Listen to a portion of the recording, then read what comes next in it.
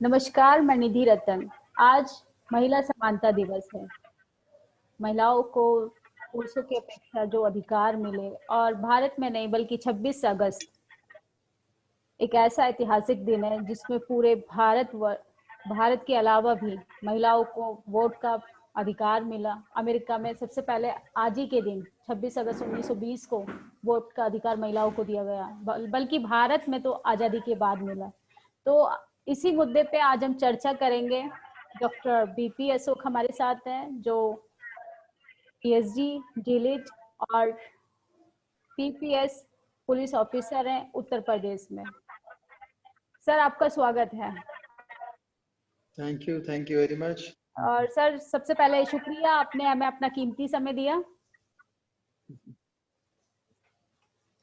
और आपको सर इस मुद्दे पे रखने का सबसे पहला मोटिव ये है कि जब हम महिलाओं के समानता की बात करते हैं तो इस पे सिर्फ महिला ही क्यों बोलें, बल्कि एक पुरुष को ये बात रखनी चाहिए।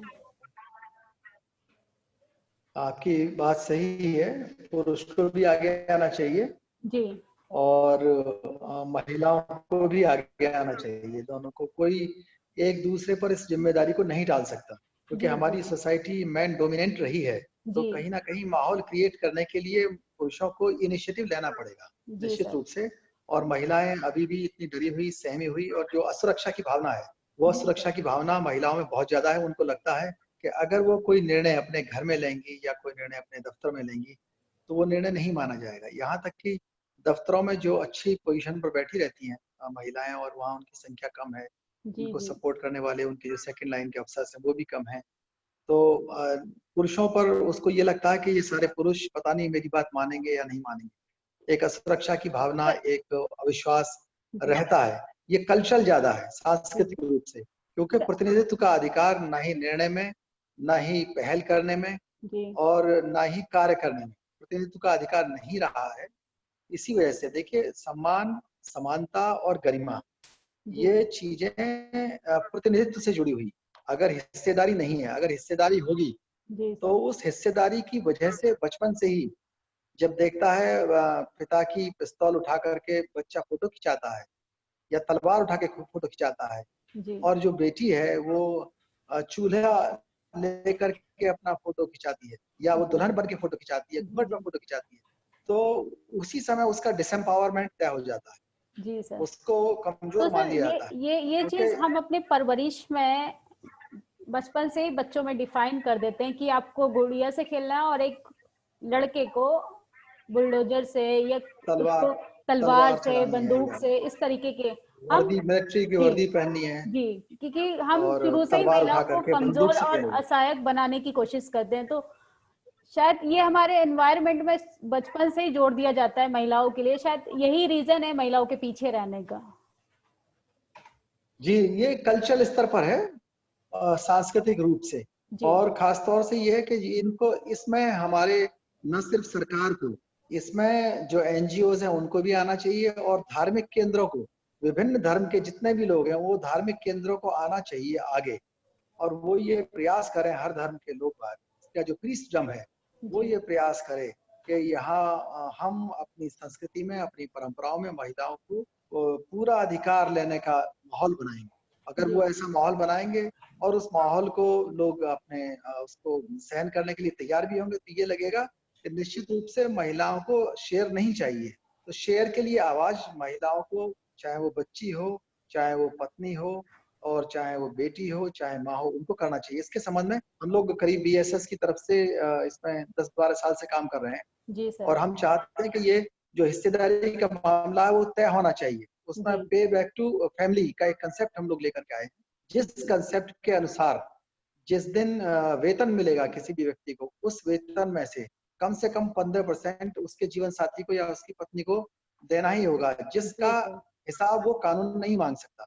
वो खर्चा बच्चों पे खर्च करने के लिए नहीं, वो उसके अपने लिए है। वो चाहे कॉस्मेटिक पे पर्सनली। खर्च करे, जी जी सर। चाहे अपने पैड्स लाने में खर्च करे, उस पर कोई पूछेगा नहीं। वो कानूनी रूप से उसको, वो सेल्फ रेस्पेक्ट के आधार पर वो महिला या जीवन साथी खर्च करेगी। उसी तरह से अगर ओल्ड एज में माँ है तो माँ को भी कम से कम 2%, अधिकतम की कोई सीमा नहीं, 2% भी अगर पैसा मिलता है माँ को और 4 बच्चे हैं, बेटे या बेटियां कोई भी हैं, तो वो पैसा एक अच्छा खासा पैसा मिलता है। उस अर्निंग को माँ ये मान के चल सकती है कि ये मेरा पैसा है, ये मेरी अर्निंग है। जी वो ये ना मान के चले ये कोई दया दृष्टि है। जैसे अभी तक क्या है, अगर बेटा माँ को पैसे देता है तो ये माना जाएगा कि वो कोई दया कर रहा है या उसके लिए दे रहा है, लेकिन वो जी एक जी अधिकार के रूप में उसके जी वेतन से, वेतन मिलने वाले दिन ही जब कटने लगेगा तो ये लगेगा जैसे उसकी सैलरी आती है, जैसे जी उसका वेतन है, जैसे उसका अधिकार है, जैसे ये उसका प्रतिनिधित्व है। उसके लिए ये सेल्फ रेस्पेक्ट है। भले ही वो उसको दान कर दे, भले ही वो जो माँ है या जी, उसको पत्नी है रिटर्न वो कर दे, अपनी इच्छा से, उसको ना लेना लेकिन चाहे, हाँ, बट उसको जी जी, राइट्स के तौर पे लेना चाहिए। इसके राइट के तौर पर ले, अपने अकाउंट पर रिसीव करे और उसके बाद दे दे किसी को भी। तो एक तो जो समस्या है, जो महिलाएं हैं माँ बाप के रूप में उनको छोड़ दिया जाता है और जी माँ आज भूखी मर रही है। जिस माँ ने बच्चे को 9 महीने में पेट में रखा, ऐसा बच्चा कोई नहीं पैदा होता जो कम से कम 7-8 महीने पेट में ना रहा हो। तो वो जी उसके लिए पूरे जीवन भर, अगर व्यक्ति अपनी तनख्वाह में से कुछ परसेंटेज देता है, पेंशन में से भी देता है, तो जी ये एक सिविलाइजेशन के लिए बहुत बड़ा पहिया होगा।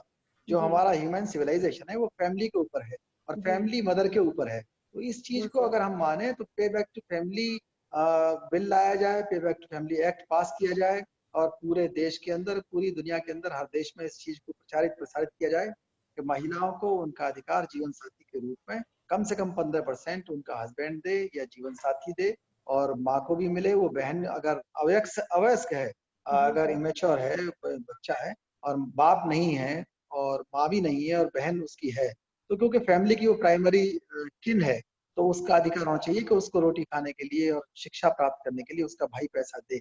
ये कानूनन उसका अधिकार होना चाहिए, इसके लिए उसे कोर्ट में जाने की आवश्यकता ना पड़े और जी वो जी तनख्वाह से सीधे उसके अकाउंट में होगा। तो ये पे बैक टू फैमिली कंसेप्ट महिला सशक्तिकरण के लिए, महिला समानता के लिए, महिला गरिमा के लिए और महिलाओं का जो अस्तित्व है जी उसके सर। लिए हम लोग बीएसएस की तरफ से लगातार चला रहे हैं। उसका आप लोग अच्छी तरह से वो बताइए। काफी आज चीजें मैंने ये तो महिलाओं के राइट्स सोशल को मीडिया पर लेके भी डाली है। आपने बात रखी सर। ये तो महिलाओं को राइट्स जी राइट्स को लेके आपने बात रखी, लेकिन राइट्स की बात तब आएगी जी ना जब महिला सुरक्षित होगी। आप ऐसे प्रशासन में काम करते हैं, आप दिन ब दिन शायद उस परेशानी से जूझते होंगे। किस तरीके से महिलाओं पे यूपी राज यूपी रा, यू, योगी का ये जो राम राज्य है उसमें अगर महिलाओं की सुरक्षा की बात की जाए, जब वो सुरक्षित ही नहीं रहेंगी तो अधिकार कैसे बचेगा उनका? अधिकारों का वो क्या करेंगी जब उनका देखिए, अस्तित्व ही नहीं रहेगा? राजनीतिक राजनीतिक टिप्पणी तो मैं नहीं कर पाऊंगा कोई भी, जी लेकिन जो महिलाओं की सुरक्षा है जी उसके संबंध में पुलिस थानों के द्वारा, थानों में भी जी काउंटर होना चाहिए अलग से महिलाओं के लिए। महिला थाना खुले भी हुए हैं, सरकार ने खुल रखे हैं। जी महिला पुलिस की संख्या बढ़ाई जानी चाहिए जी और जो सुरक्षा की जो ट्रेनिंग है, जैसे खेलों में अनिवार्य रूप से खेलों को महिलाओं के लिए, बच्चियों के लिए कंपलसरी किया जाए जी और सर। लड़कों को भी ट्रेनिंग दी जाए कि किस तरह से अपनी बहनों, अपनी जो आसपास की लड़कियां हैं उनका सम्मान किस तरह से रखेंगे, किस शब्दावली का यूज करेंगे और ऐसी शब्दावली, ऐसे मुहावरे, ऐसी लोकोक्तियां, ऐसे जोक्स, ऐसे चुटकुले, ऐसी कविताएं, ऐसी शेर शायरी ना करें जिससे महिलाओं के अस्तित्व पर, उनकी गरिमा को चोट लगे। चाहे आप कार्यालय में, इस तरह की सेमिनार दफ्तरों में भी होनी चाहिए, स्कूलों में भी होनी चाहिए जी और सर। साहित्य में भी होना चाहिए और हम नियमानुसार महिलाओं भी। के समानता की और बात करते हैं लड़कों तो को ज्यादा आवश्यकता है। जी जी सर, मुझे लगता है हर महिला को लड़कियों की अपेक्षा लड़कों को भी उतना ही जीवन का पाठ पढ़ाना चाहिए महिलाओं के प्रति, तो ज्यादा सोसाइटी के लिए बेनिफिट रहेगा। और इसकी इसकी इसकी जिम्मेदारी जो है, जो लड़कों को ट्रेनिंग देने की है, जी। इसकी जिम्मेदारी घर वालों को भी संभालनी पड़ेगी, इसकी जिम्मेदारी स्कूल को भी लेनी पड़ेगी, और इसकी सोसाइटी जिम्मेदारी को भी। दफ्तरों को भी लेनी पड़ेगी, जी संगठनों को और धार्मिक केंद्रों को खास तौर से। जी धार्मिक केंद्रों पे हरा लगभग 90% लोग जो एथिस्ट नहीं है, वो लोग धार्मिक केंद्रों पर जाते हैं। तो वहां प्रीस्ट पूछे कि आप अपनी माँ, बहन, बेटी को क्या अधिकार दे रहे हैं, क्या उनको समान मानते हैं आप? जी वहां जब धार्मिक केंद्र पर, हर धार्मिक केंद्र पर अगर प्रीस्ट पूछेगा तो ये एक बहुत अच्छा जेस्चर होगा महिला समानता के लिए। अगर हम अपील करें तो आज नहीं कल धार्मिक केंद्र भी इस अपील को समझेंगे। हो सकता है शुरू में कुछ देर आए, क्योंकि अभी तो मामला यही चल रहा है कि लोग प्रवेश ही नहीं करने देते, लेकिन जी पहले से स्थितियां सुधरी हैं तो आगे और सुधरेंगी। तो इसके लिए मैं यही अपील करूंगा धार्मिक केंद्रों से भी, सभी जो रोजगार के संगठन है उनसे भी, जितने एनजीओज हैं उनसे भी, और जितने स्कूल्स हैं वो भी, और सरकार की जो पुलिस वाले हैं उनको भी विशेष ट्रेनिंग दी जाए, खासतौर से लड़कों को। जी और शादी से पहले प्री मैरिज काउंसलिंग कंपलसरी की जाए, जिसमें सुरक्षा के संबंध में बताया जाए कि सुरक्षा सिर्फ ऐसा नहीं कि मारना पीटना है, तो ताने देना है, धमकी देना है, या उसको सर, घर से निकालने की आप बात कहना प्री है, ये प्री सब सुरक्षा को सर खतरे आप हैं। प्री मैरिज काउंसलिंग की बात कर रहे हैं कि महिलाओं को इस तरीके की प्रॉब्लम को लेके सजग रहना चाहिए। आपको क्या लगता है कि जिस सवर्ण महिलाओं के कंपैरिजन में अगर हम बहुजन महिलाओं की बात करें, तो कहीं ना कहीं इनका इसका क्या कारण है? मेन कारण क्या है कि वो अपने राइट्स के प्रति काफी पीछे हैं? देखिए, अशिक्षा से तो शुरू होती है बात, लेकिन मैं ये मानता हूँ अगर सांस्कृतिक रूप से जी अगर सांस्कृतिक बदलाव है, और उस सांस्कृतिक बदलाव में कहीं ना कहीं घर वालों की भूमिका है, और धार्मिक केंद्रों की भूमिका है। अगर संस्कृति से ये चीजें निकल करके आए कि हमने वो ऑब्सोलीट संस्कृति, वो परंपराएं जो महिलाओं को शिकार बनाती हैं बाल विवाह का, लिंग भेद का, प्रथा का, हम उसको बैन कर रहे हैं, हम उसको मना कर रहे हैं, हम अपने घर में मना कर रहे हैं, जी हम अपने संस्कृति में मना कर रहे हैं, हम अपने कार्यालय में मना कर रहे हैं, हम अपने स्कूल में मना कर रहे हैं। वो जस्टिफाइड नहीं है जिसमें महिला को गुलाम बनाया जाए। तो जी निश्चित रूप से जब सांस्कृतिक परिवर्तन होगा तो शिक्षा का असर भी होगा। अभी क्या है, शिक्षा का असर ठीक से नहीं हो पा रहा है। सीखते हैं, वो स्कूल का सिखाया हुआ सब भूल जाते हैं, दफ्तरों का सिखाया हुआ सब भूल जाते हैं। जी तो ये बहुत बड़ी वजह है। तो इसमें सांस्कृतिक और शैक्षिक दोनों का रोल आता है, और इसमें कोई दूसरे को जिम्मेदारी नहीं डाल सकता। इसमें बुजुर्गों को भी, ज्वाइंट फैमिली को भी जिम्मेदारी लेनी होगी, घरों के अंदर भी। ये माँ बेटे को सिखाए और बाप भी बेटे को सिखाए कि अगर लड़कियां रास्ते में मिले तो तुम्हें सीटी नहीं बजानी है। जी और 3-4 धाराएं आईपीसी की स्कूल में, हाई स्कूल लेवल से शुरू कर देनी चाहिए। 354 की धारा पढ़ाई जाए स्कूलों के अंदर, इतनी सजा है उसमें, और उनका कैरियर खराब हो सकता है, पासपोर्ट नहीं बनेगा, उनका जॉब नहीं लगेगा अगर छेड़खानी का उनके खिलाफ। और मैं अपने बच्चों को इकट्ठा करके बताता हूँ, अपने बेटे को बताता हूँ कि किस तरह से अन्य लोगों की जो बहन बेटियां हैं उनका, उनकी गरिमा का किस तरह से ध्यान रखना है। ठीक जी है, हो सकता है कल को आपकी किसी से फ्रेंडशिप हो जाए, और वो हो सकता है कि बाद में लव के रूप में भी डेवलप हो जाए, जी लेकिन सर ये अधिकार उसका भी है और आपका भी है। आप किसी पर थोप नहीं सकते, इंटरेक्ट करने के लिए किसी को थोप नहीं जी सकते। आज सर एसिड अटैक जैसी चीजें सामने आ रही हैं। कहीं ना कहीं हमने शिक्षा व्यवस्था में हम केमिस्ट्री पढ़ा रहे हैं, फिजिक्स पढ़ा रहे हैं, मैथमेटिक्स पढ़ा रहे हैं, लेकिन दुनियादारी और हम अपनी माँ बहन बेटियों के साथ रहना नहीं सिखा पा रहे। इतने दिनों से अभी तक हमने, हमारी माँ हमारे सामने बोल नहीं सकती अगर हम जवान हैं, तो हमारी बेटी हमारे सामने बोल नहीं सकती, अगर हम ससुर हैं तो हमारे सामने हम अपने बहू को फीडबैक के लिए कह नहीं सकते, हम इंटरेक्ट नहीं कर सकते। तो हमने डिग्रियां बहुत ले ली, हमने बड़े बड़े पद लिए, हम कहते हैं कि हम राजनीतिक रूप से 1947 में आजाद हो गए, लेकिन हम सामाजिक रूप से क्या वो आजादी हमने अपनी बहन बेटियों में बांटी है? और इस देश के लोग बिना सर जिस कानून के, आजादी की आप बात करते हैं, महिलाओं को जो आजादी डॉक्टर बी आर अम्बेडकर ने दी, हिंदू कोड बिल वो लेकर आए, अगर हिंदू कोड बिल नहीं होता शायद मैं आज आपसे बात नहीं कर पाती इस मंच पे खुलकर, शायद हमारी महिलाएं राजनीति आर्थिक रूप से आगे नहीं आ पाती। तो उनका क्या इम्पैक्ट जो रहा, उसका रिजल्ट आज देखने के लिए मिलता है कि नहीं मिलता है? रिजल्ट है, लेकिन 50-60 साल किसी भी देश में सामाजिक परिवर्तन करने के लिए बहुत होते हैं, जी पर लोगों ने सांस्कृतिक रूप से नहीं बदला। दिक्कत ये हुई कि स्कूल में तो पढ़ा, दफ्तर में भी पढ़ लिया, जी लेकिन उस पढ़ाई को लोग घर पर नहीं लेकर के आए। जी हिंदू कोड बिल को लोग घर पर नहीं लेकर आए। हिंदू कोड बिल सड़क पर रहा है, हिंदू कोड बिल दफ्तर में रहा, लोगों ने अपनी बेटियों की नौकरियां लगवाई हैं, लेकिन अपनी बहू को अपने घर में अधिकार नहीं दिए। तो हिंदू कोड बिल जी को दफ्तर और सड़क तक तो एक्सेप्ट कर लिया है, हिंदू कोड बिल को घर में एक्सेप्ट करना पड़े। और जब तक घर में और हम अपने जहन में हिंदू कोड बिल को एक्सेप्ट नहीं करेंगे, तो निश्चित रूप से वो जो मैन डोमिनेंट सोसाइटी है, जो मेल ईगो है, वो कम नहीं हो पाएगा। तो समानता की बात कहाँ से आ पाएगी? जी जी समानता की बात तभी आएगी जब हम हिंदू कोड बिल को अपने जहन में उतारें, अपने घर के अंदर उसको पढ़ाएं, अपने स्कूल में भी पढ़ाएं, और सड़क से और ला करके, जब तक वो पूजा ग्रहों में और हमारे घरों में नहीं हिंदू कोड बिल पढ़ाया जाएगा और उसको स्वीकार नहीं किया जाएगा, जी माँ के द्वारा भी और बाप के द्वारा भी। दिक्कत यही है, हर जगह डिवीजन हो जाता है और लोग फेवरेबल इनइक्वालिटी को एंजॉय करते हैं। जी जहाँ सर फेवरेबल इनइक्वालिटी है, जैसे सास को लगता है कि हाँ असमानता अच्छी चीज है, जिठानी को लगता है महिला असमानता अच्छी चीज है।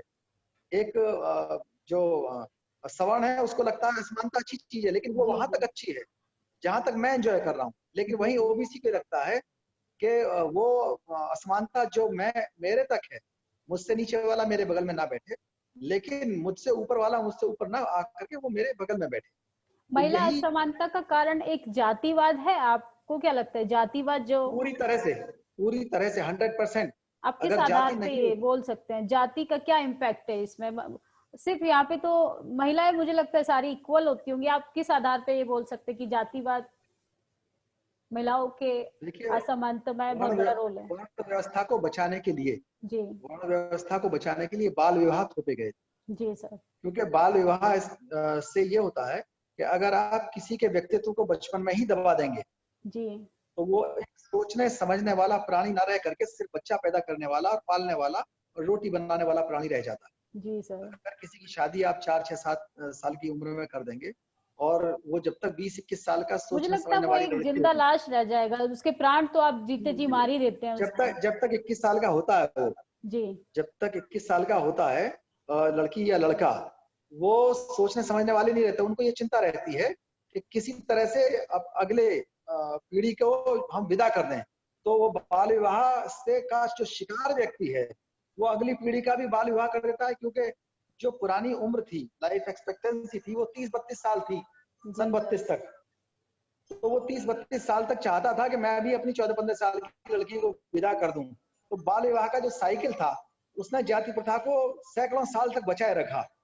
और जाति प्रथा ने जो विवाह आज भी होते हैं, आज भी उसको दहेज प्रथा का भी स्तंभ है वो, और जाति प्रथा का भी स्तंभ है। और जाति प्रथा ने इतनी ट्रेनिंग दे दी हर आदमी को असमानता की, जी कि वो सांप्रदायिकता का भी स्तंभ है। जी अगर जाति प्रथा ना होती इस देश के अंदर, तो महिला असमानता ना होती, सांप्रदायिकता की भावना ना होती किसी भी तरह से, और जो वर्गवाद है ये भी ना होता, तो जी महिलाओं का उत्पीड़न है ये भी ना होता। कई स्तर पर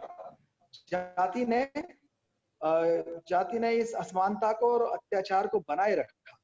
मुझे लगता है तो अगर जाति आप तो बनी रही, अगर लेकिन महिलाएं एक महिला को असमान तो झेलनी पड़ेगी, लेकिन अब बहुजन महिलाओं को सवर्ण महिलाओं के कंपैरिजन में ज्यादा जो असमानता झेलनी पड़ती है, मुझे लगता है इसका जाति से बहुत बड़ा कनेक्शन है काफी। बिल्कुल। देखिए जो एवरेज है, एक आदमी एक पार्ट के बीच में है और एक आदमी 2 पार्टों के बीच। जी तो जो बहुजन महिला है उसकी स्थिति 2 पार्टों के बीच वाली, उसके साथ डबल इनइक्वालिटी। एक तो इनइक्वालिटी जो कास्ट बेस पर है, जी और दूसरी इनइक्वालिटी का जो अत्याचार का जो सामना करना पड़ता है, जी वो सर। उसका महिला होने की वजह से। तो निश्चित रूप से वो सफर ज्यादा है, डबल सफर। जी अगर जाति ना होती तो वो जो सफर है वो आधा रह जाता, और असमानता के खिलाफ लड़ भी सकती थी, इकट्ठा हो सकती थी।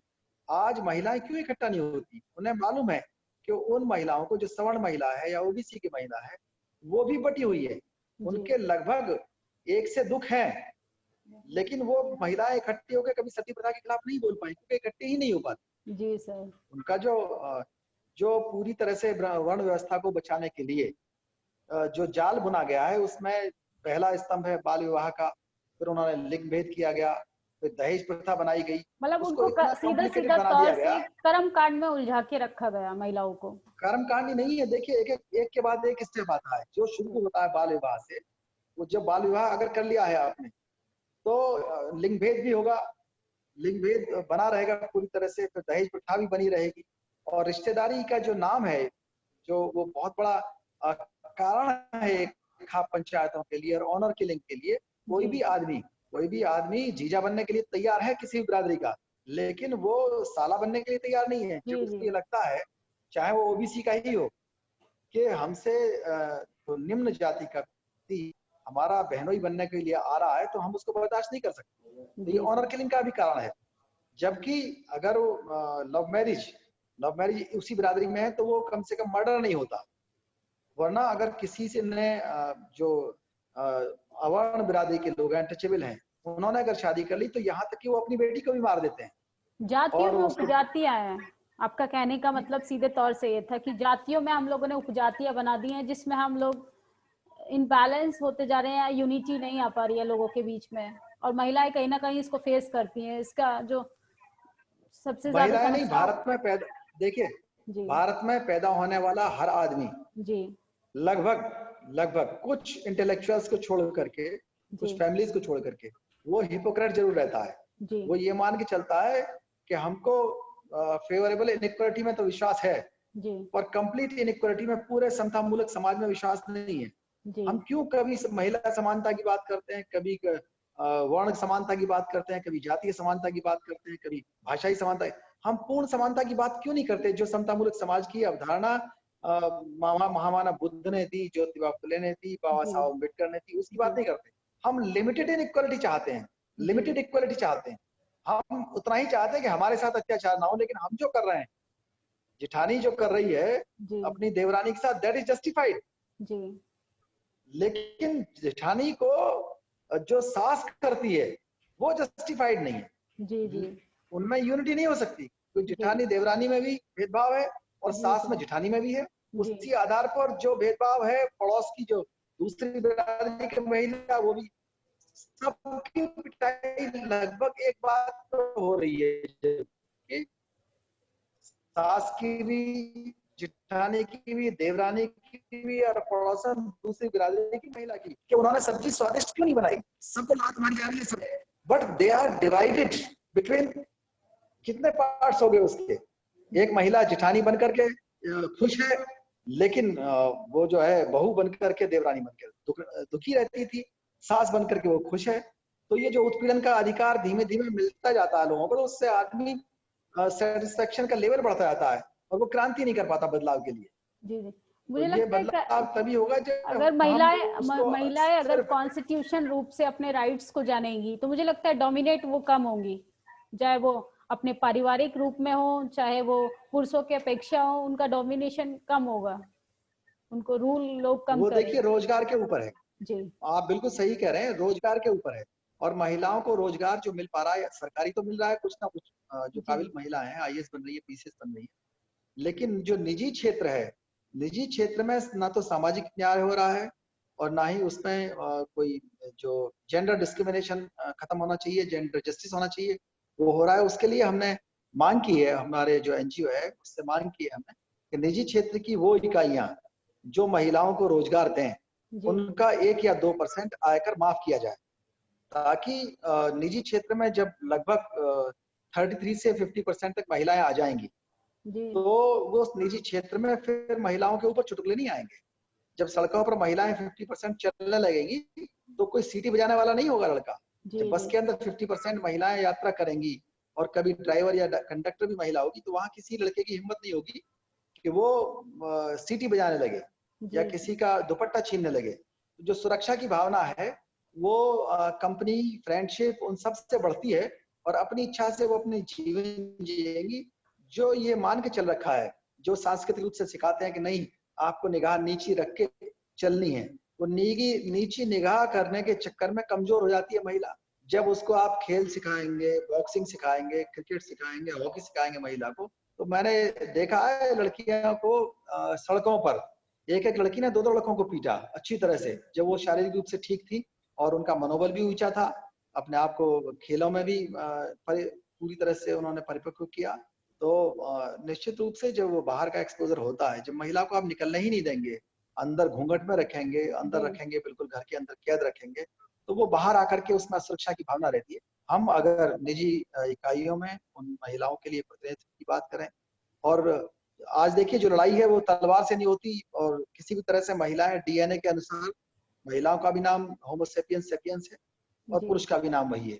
जी हम ट्रेनिंग और एजुकेशन में विश्वास ना करके हमने ये मिथ बना रखा है कि महिलाएं पुरुष से कमजोर होती हैं। जी उनको लेकिन जो कमजोर महिलाएं और ट्रेनिंग और इसी एजुकेशन आधार लिए पे हैं, उनको कमजोर बना दिया और हर WWF एक। की पहलवान देखी होंगे आपने, जी जी WWF की पहलवान देखी होंगी आपने, जी जी जी उन्होंने अपने आप को ट्रेंड किया है और शारीरिक रूप से वो इतनी सक्षम है कि अच्छे खासे जो हमारे जो पुलिस अधिकारी और हमारे जो इस तरह के लोग हैं जो मजबूत खिलाड़ी हैं, उनको पीट लेंगी वो, क्योंकि उन्होंने वैसी ट्रेनिंग ली है। जी जी उन्होंने ये ट्रेनिंग नहीं ली कि आपको घूंघट कैसे करना है, पल्लू कैसे करना है, पैर कैसे छूना है, ये संस्कार नहीं सीखे। उन्होंने ये सीखा है कि हाँ, हम कैसे स्ट्रांग बने, कैसे जी ऊपर जाएं, कैसे बदलाव हो, कैसे और अच्छे बने, कैसे हम अपना अस्तित्व की लड़ाई है और जो हमारी स्ट्रगल फॉर एग्जिस्टेंस और स्ट्रगल फॉर एक्सीलेंस है, उसमें हम कैसे आगे हों, जी। ये भावना वहां पर है। बौद्ध धर्म किस तरीके से, आपने रिलीजन की बात की कि रिलीजन बहुत बड़ा इम्पैक्ट है महिलाओं के समानता को लेके। अगर बुद्धिज्म की अगर हम बात करते हैं तो बुद्धिज्म का क्या रोल है महिलाओं की समानता को लेके? गौतम बुद्ध ने जिस देखिए तरीके से महामानव, इक्वालिटी पे सबसे ज्यादा जोर दिया, लेकिन आज के टाइम में बुद्धिज्म को आधार बनाकर हम देखते हैं, तो क्या उसको आधार बनाकर आगे चलना, इक्वालिटी को कायम रखना, ये संभव हो पाएगा? जी, सांस्कृतिक परिवर्तन बहुत आवश्यक है। जी। अगर सांस्कृतिक परंपराओं को हमने अपडेट नहीं किया, वो किसी भी धर्म की हो, उनको अपडेट करना पड़ेगा। जो विश्व के अंदर आज चुनौतियां हैं, जी। और वो चुनौतियां स्त्री पुरुष मिलकर के, हर नागरिक मिलकर के, हर देश मिलकर के, चाहे वो चुनौतियां पर्यावरण की हैं, चाहे वो सामाजिक हैं, चाहे वो लिंग भेद की हैं, और चाहे वो वर्ण भेद की हैं, चाहे वो किसी भी तरह की है, वो सारी समस्याओं को हम मिलजुल कर खत्म करेंगे विज्ञान के आधार पर और जी। अपडेट करके। महामानव बुद्ध ने बिम्बिसार को एक उपदेश दिया था। जी सर। बिम्बिसार दुखी हुए थे जब उनकी पुत्री पैदा हुई, जी। तो बुद्ध ने कहा था कि पुत्री पुत्र से भी अच्छी हो सकती है। तो इसी उपदेश में सब कुछ मिला हुआ है। और फिर समतामूलक समाज की बात उन्होंने की, और खुशवंत सिंह जी ने इसमें लेख भी लिखा था। खुशवंत जी ने कहा कि जो बुद्ध के उपदेश हैं वो पूरी दुनिया 90% उनको मानती है। जी। हर धर्म के लोग 90% मानते हैं उसको, जी। लेकिन बहुत से लोग हिपोक्रेट्स हैं। जी। वो अपने लिए, अपनी बेटी के लिए कुछ अधिकार मानते हैं, लेकिन बहू के लिए वो अधिकार नहीं मानते। नहीं मानते। जबकि अगर बहू को अधिकार देने लगेंगे तो बेटी को अधिकार अपने आप मिल जाएंगे। जी सर। अगर दहेज आप लेना बंद कर दें तो देना बंद हो जाएगा। ठीक है ना। जी। हमने जी। जो बारिश का पानी या नाली का पानी हमने आगे से बंद करना शुरू किया है। हम अगर उसको, उसका जहां से स्टार्ट हो रहा है वहीं से बंद करें तो आसान होगा। हमने प्रयास ये किया, जहां नाली का पानी बह रहा है नीचे से नहीं बंद होगा, वो जहां से उसका निकास है, जो मुख है, जी। मुख से बंद होगा। जहां जी। से उसका निस्तारण हो रहा है वहां से बंद नहीं हो पाएगा। आप किसी नदी को साफ नहीं कर सकते, आप बाल्टी के पानी को साफ कर सकते हैं, लेकिन नदी के अंदर जो चारों ओर से नालियां बह रही हैं, उन नालियों को बंद कर सकते जी सर। हैं। नदी पानी अपने साफ हो जाएगा, क्योंकि वो तो पानी आ रहा है। जी। बायोलॉजिकली जो महिला है वो, उसके पास सारे गुण हैं। वो आईएएस टॉप भी कर सकती है, वो प्राइम मिनिस्टर भी हो सकती है, वो प्रेसिडेंट भी हो सकती है, वो तलवारबाज भी हो सकती है, वो तीर कमान भी चला सकती है, वो ओलंपिक भी जीत सकती है, वो वेट लिफ्टर भी जी। हो सकती है, वो एवरेस्ट पे चढ़ भी सकती है। क्या नहीं कर सकती। और जो जेनेटिक कोड है वो एक ही है, और इस स्त्री ही है जिसके अंदर वो गुण छुपा है कि वो पुरुष पैदा कर सकती है। जी। पुरुष स्त्री पैदा नहीं कर सकता है। जी। ऐसा इस नहीं है कि इस पुरुष जो बात को है पुरुष डॉक्टर पैदा बी आर कर दे। अम्बेडकर ने मुंबई में एक महिला महासभा थी, उसमें बोलते हैं वो एक नागरिक को, इस सृष्टि की जननी है, वो एक नागरिक को पैदा करती है और उस नागरिक का कर्तव्य बनता है कि उस महिलाओं को वो आगे बढ़ाए ताकि राष्ट्र का, एक अच्छे राष्ट्र का निर्माण हो सके। तो मुझे लगता है उन्होंने ये बात कहीं ना कहीं तक सही बोली थी कि पुरुषों को या उस हर एक मनुष्य को जो एक महिला से जन्म लेता है, उसको, महिला को आगे बढ़ाने में उतना ही सहयोग करना चाहिए जितना कि एक देखिए, जी मैं समर्थन करता हूँ बाबा साहब की बात का, और ये बात बिल्कुल सही है। लेकिन आप उन लोगों को क्या करेंगे? आप कैसे उस परिवार के लोगों पर विश्वास करेंगे कि वो किसी दूसरे परिवार की बहन बेटी को सम्मान का अधिकार देगा या प्रतिनिधित्व देगा, जो अपने घर के अंदर इस बात पर जी। विश्वास करता है कि और मेरी बेटी मेरी गुलाम रहेगी और बुढ़ापे में मेरी मां गुलाम रहेगी। घर में ये सीख रहा है ना, वो जी सर। परंपराओं से ये सीख रहा है। जी। तो उसको ये सिखाना पड़ेगा ना कि सांस्कृतिक रूप से जो सांस्कृतिक केंद्र है वो भी सिखाएं इस बात को, और जो हमारे घर हैं, घर में भी ये सिखाया जाए। बदलाव तो घर से आएगा, सांस्कृतिक केंद्र से आएगा, पूजा ग्रहों से आएगा, और हम सेमिनार करके स्कूलों में, शिक्षा केंद्रों में बदलाव ला सकते हैं। बहुत मुश्किल काम नहीं है ये। जी सर। उनको बेरोजगार दे करके, यहाँ तक कि जो ऑनर किलिंग होती है, जी। आज तक लोगों ने मांगी नहीं कि विवाह का अधिकार स्पष्ट रूप से फंडामेंटल राइट्स में जोड़ा जाना चाहिए। वो जी। अभी तक डीम्ड है। जी। लेकिन आज भी एक नहीं अलग है वो। से स्पष्ट अधिकार हो कि विवाह का अधिकार व्यक्तिगत है। वो उस अधिकार, वो अधिकार किसी जाति का अधिकार नहीं है। अभी तक जी। विवाह का अधिकार को जाति को सौंप रखा है। मैट्रिमोनियल्स लिखते हैं, जाति के खिलाफ कानून नहीं बन पाया। जी जब सर। तक जाति के खिलाफ कानून नहीं बनता, annihilation of caste bill pass नहीं होता। अंधविश्वासों के खिलाफ पास नहीं होता। जब तक ये मानते रहेंगे, अंधविश्वासों पर विश्वास रहेगा कि अगर महिला या विधवा सामने से निकल जाए, मैंने देखा है कि माँ को, मैं गांव का ही रहने वाला हूँ, अगर माँ विधवा है, माँ सामने आ जाए बेटे के और बेटा कहीं जा रहा है तो मुख मोड़ करके और खांस करके छींक करके एक गिलास पानी पीकर चलता है। उसको ये अंदर उसके डीएनए में विश्वास करा दिया गया है कि माँ के दर्शन हो गए, क्योंकि माँ विधवा हो गई है तो उसके दर्शन के बाद ये एक अपशकुन हो गया। तो इन अपशकुन के खिलाफ कानून भी होना चाहिए और शिक्षा भी होनी चाहिए जो हम पढ़ा रहे हैं लोगों को, चाहे वो पूजा गृहों में पढ़ा रहे हों, चाहे हम स्कूलों में पढ़ा रहे हैं और चाहे दफ्तरों में हम लोग अवेयरनेस प्रोग्राम करा रहे हैं। इसके लिए विशेष शिविर लगने चाहिए कि वो माँ है, उसको आप, विधवा जो है वो भी माँ है, उसका सम्मान कम नहीं होता विधवा होने से। किसी महिला के विधवा होने से उसका सम्मान कम कैसे हो सकता है? उसकी क्या गलती है? रेप के बाद महिलाओं को फिल्मों में भी दिखाया जाता था कि रेप के बाद महिला ने ही सुसाइड कर लिया। महिला की क्या गलती है? वो पीड़ित है। यहाँ पर हमारे समाज में गुलामी लोगों में दिमाग में घुसी हुई है और वो ये मान के चलते हैं रेप हुआ है तो लड़की की गलती हुई होगी, ठीक है, और विधवा हुई है, विधवा सामने आ गई है, चरित्रहीन और न जाने कैसे अब शब्दों से उसको समाज में लोग उसको मैं ये कहना चाहता हूँ कि जब हमारे लोग अपने घरों में अधिकार नहीं दे रहे महिलाओं को, तो बाहर की महिलाओं को वो इज्जत कैसे देंगे? जब पहले घर में अधिकार दें, घर में महिलाओं की गरिमा को समझें और ये मान के चले कि हाँ, और फिर महिला को भी इन चीजों को देखना चाहिए कि वो ये मान के चलती है कि हाँ भाई नहीं होगा तो रोने लगेगी, उसको रोना सिखाया जाता है कि बाप भी और बेटे भी, देखो मेरी बेटी के एक भाई हो जाता। तो पूरी तरह से ये तो बल्कि सर सोसाइटी में होता है कि 20 साल की अगर एक लड़की है तो वो अपने 6 साल के भाई को साथ लेके जाती है कि वो मेरी रक्षा करेगा। मतलब इस तरीके से महिलाओं को कमजोर बना दिया गया है कि वो अपने लिए स्टैंड तक नहीं ले सकती हैं। नहीं, उसका इलाज ये नहीं, उसका इलाज ये है लड़की को जिम भेजिए ना जी, लड़की को खेल खेलने भेजिए, लड़की को हॉकी चलाना सिखाइए, उसको बेसबॉल चलाना सिखाइए, फुटबॉल चलाना सिखाइए, देखें फिर कौन लड़का सीटी बजाएगा। जी ठीक है, कौन लड़का सीटी बजाएगा? जब अभी तक मान रखा कि लड़कियां फिजिकली स्ट्रांग नहीं होती, मेंटली स्ट्रांग नहीं होती, जबकि जेनेटिकल स्टडीज हो गई है, लड़कियों में इम्यूनिटी पावर लड़कों से ज्यादा है। कोरोना के रिकॉर्ड भी देख लीजिए आप, लड़कियों में इम्यूनिटी पावर महिलाओं में ज्यादा है। ये कोरोना भी कह रहा है, उसके अलावा भी T3 सेल्स ज्यादा होती है, बायोलॉजी भी कहती है। तो वो 21 है, 19 नहीं है किसी भी तरह से। तो ये मान करके जब तक बायोलॉजी नहीं पढ़ेंगे और खासतौर से जब तक सांस्कृतिक बदलाव नहीं होगा तो लोगों को समझ में नहीं आएगा। और सीधे कारण वही है कि जो घर वाले अपनी बहन बेटी को अधिकार देने को तैयार नहीं है, वो दूसरे की बहन बेटी को कैसे अधिकार देंगे? जी सर, ये चैलेंज है। ये जो पंक्ति मैंने कही है बहुत दर्द के साथ कही है। मुझे अपनी इस दर्द में मेरी माँ का दर्द भी शामिल है, मेरी बुआ का दर्द भी शामिल है।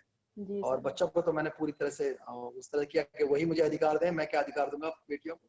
जी सर, बहुत बहुत शुक्रिया सर, आपने अपनी महिला समानता दिवस पे बहुत बखूबी रूप से बात रखी। मुझे लगता है हर एक पुरुष को और हर एक परिवार के लोगों को उसी तरीके से सोचना चाहिए जिस तरीके से आपने अपनी बात रखी कि इक्वलिटी की शुरुआत हमें घर से करनी चाहिए। सोसाइटी को चेंज हम तभी कर पाएंगे अगर हम अपनी बहन बेटियों को राइट्स की बात करते तो हमें बहू को भी अपने उसके अधिकार देने पड़ेंगे, तभी समाज में बदलाव।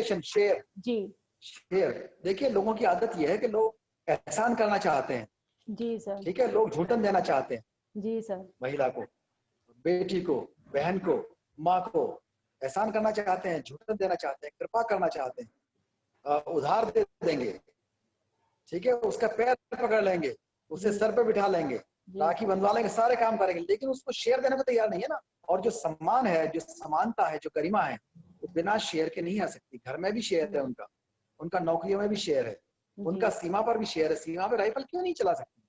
मेरी बैचमेट थी किरण यादव, हमारे बैच में जो राइफल शूटिंग थी, मेरा फर्स्ट रैंक था और किरण यादव का सेकंड रैंक था। ये वो महिला थी, लेकिन जितने लगभग लड़के थे उनसे नीचे राइफल शूटिंग में कम से कम 100 लोग ऐसे थे जो उनसे नीचे थे पूरे बैच में। तो निश्चित रूप से अगर निशानेबाजी सिखाई जाए तो महिला पीछे नहीं रहती।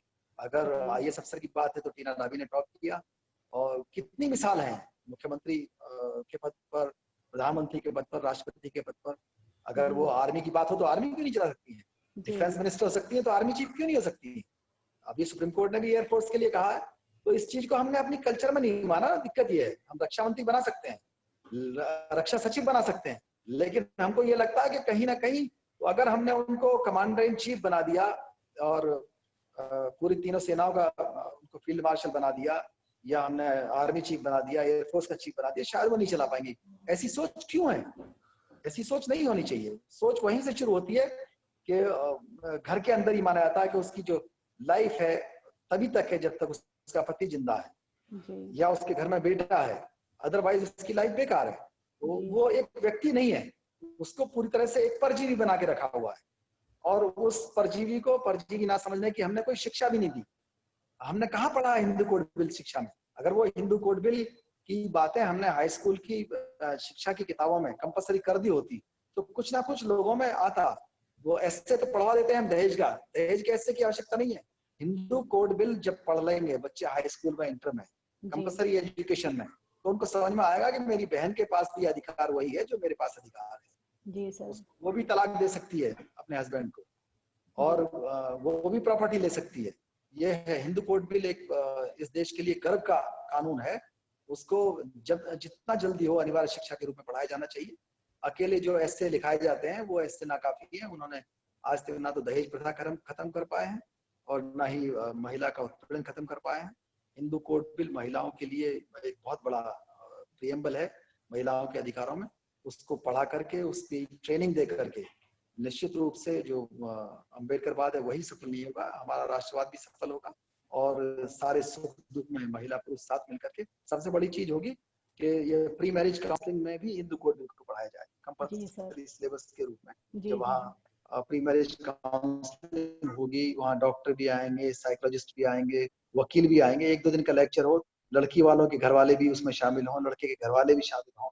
एक परिवार को बनाने जा रहे हैं, तो वो जो परिवार की महिला आ रही है दूसरे परिवार के अंदर आ रही है, तो उसको कैसे ट्रीट करना है? दो लोगों का नहीं बल्कि पूरे 2 परिवारों की काउंसलिंग होगी, जिससे जो मिसअंडरस्टैंडिंग रहती है सुप्रीम कोर्ट ने जी जी सुप्रीम कोर्ट ने इसमें बहुत अच्छा आदेश दिया था। एक उसमें लिखा था दूसरे परिवार की महिला आती है फूल का कांटों के बीच में होता है। जी सर। हेलो हेलो, आवाज आ रही है? जी जी जी, आप सुन रहे हैं? जी सर। जी, सुप्रीम कोर्ट ने इसमें आदेश दिया था कि दूसरे परिवार से जब लड़की आती है तो उसका हाल वैसे ही होता है जैसे कांटों के बीच में एक फूल का होता है। अब ये कांटों के ऊपर जिम्मेदारी है कि उस फूल की रक्षा करें, लेकिन होता क्या है, वो कांटे जो है परिवार के, सास ताना कसेगी, जेठाई दहेज के ऊपर ताना कसेगी, और कोई उसके कद पर, कोई उसके रंग पर, और कोई उसके घर वालों पर ताने कसेगा। ये मैंने देखा है, हम लोग गांव के हैं, तो उसकी पराकाष्ठा देखिए। नई बहू की सुंदरता की तारीफ इस तरह से होती है कि सुंदर तो है बहू, लेकिन घर से कुछ लाई वाई नहीं है। ये पूरब के रहने वाले ऐसे ही होते हैं, जी सर। ये पश्चिम के रहने वाले ऐसे ही होते हैं।